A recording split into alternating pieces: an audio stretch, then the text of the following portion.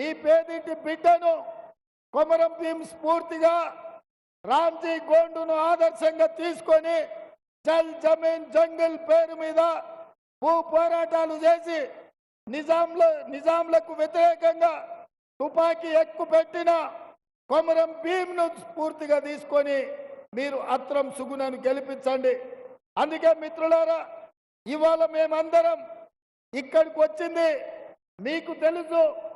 ఆదిలాబాద్ అంటే నాకు ఎంత ప్రత్యేకమో. నేను పిసిసి ప్రెసిడెంట్ అయిన మొట్టమొదటి ప్రోగ్రాం నిర్మల్ నియోజకవర్గంలో మోడీ పెంచిన ధరలకు వ్యతిరేకంగా పెట్రోల్, గ్యాస్, డీజిల్ అదే విధంగా నిత్యావసర వస్తువుల ధరలు పెంచిన మోడీకి వ్యతిరేకంగా ఈ నిర్మల్ నుంచే కార్యక్రమం తీసుకోవడం జరిగింది.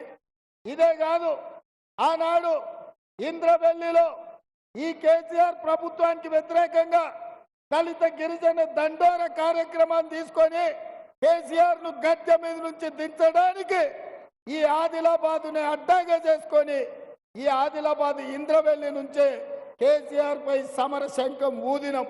అదే విధంగా నేను పిసిసి అధ్యక్షుడిగా చెప్పిన, ఈనాడు ముఖ్యమంత్రిగా చెప్తున్నా, ఈ ఆదిలాబాదు జిల్లాను దత్తత తీసుకొని మీ ప్రాంతాన్ని అభివృద్ధి చేసే బాధ్యత మాది, కాంగ్రెస్ పార్టీది. తుమ్మిడేటి దగ్గర ప్రాణహిత చేవెళ్ల ప్రాజెక్టును కట్టి 1,50,000 ఎకరాలకు మీకు నీళ్లు ఇచ్చే బాధ్యత కాంగ్రెస్ ప్రభుత్వంది, ఇందిరమ్మ రాజ్యంది. ఇదే కాదు, మీ ప్రాంతంలో ఉన్న సిమెంట్ కంపెనీ సిసిఐ మూతపడ్డది. సిసిఐను తెరిపించే బాధ్యత కాంగ్రెస్ పార్టీ తీసుకుంటుందని నేను ఈ సందర్భంగా తెలియజేస్తున్నా. మిత్రులారా, ఇవాళ కాంగ్రెస్ పార్టీ ఇంకా 4.5 సంవత్సరాలు, ఆ తర్వాత 5 సంవత్సరాలు, మొత్తం 10 ఏళ్ల అధికారంలో ఉంటుంది. ఈ ఆదిలాబాదును సస్యశ్యామలం చేసి